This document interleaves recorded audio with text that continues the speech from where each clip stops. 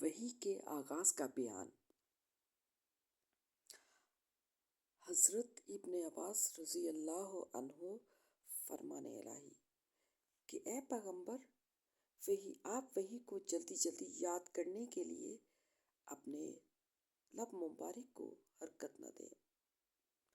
کی تفسیر بیان کرتے ہوئے فرماتے ہیں کہ رسول اللہ صلی اللہ علیہ وآلہ وسلم نزول قرآن کے وقت بہت مشقت برداشت کرتے تھے اور یاد کرنے کے لیے آپ اپنے لب مبارک کو حرکت دیا کرتے تھے۔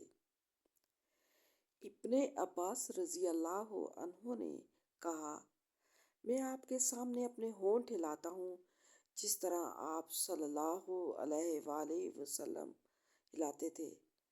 آپ کے شاگرد حضرت سعید بن جبیر کہتے ہیں کہ میں بھی اپنے ہونٹ ہلاتا ہوں جس طرح ابن عباس رضی اللہ عنہ کو میں نے ہونٹ ہلاتے دیکھا۔ پھر انہوں نے اپنے ہونٹ ہلائے۔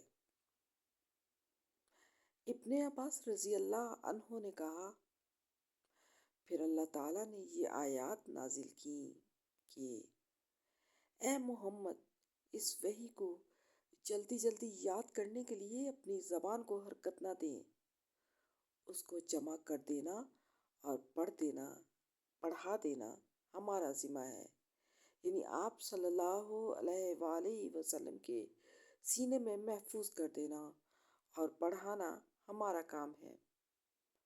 پھر ارشاد باری تعالیٰ، جب ہم پڑھ چکے تو ہمارے پڑھنے کی اتباع کرو کی تفسیر کرتے ہوئے فرمایا، آپ خاموشی سے کان لگا کر سنتے رہو۔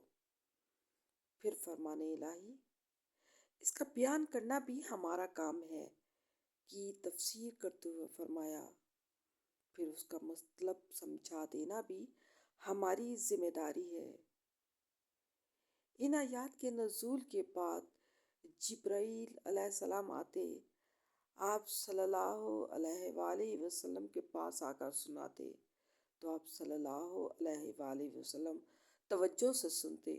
جب وہ چلے جاتے تو آپ وحی کو اس طرح پڑھتے جس طرح جبرائیل علیہ السلام نے پڑھا ہوتا۔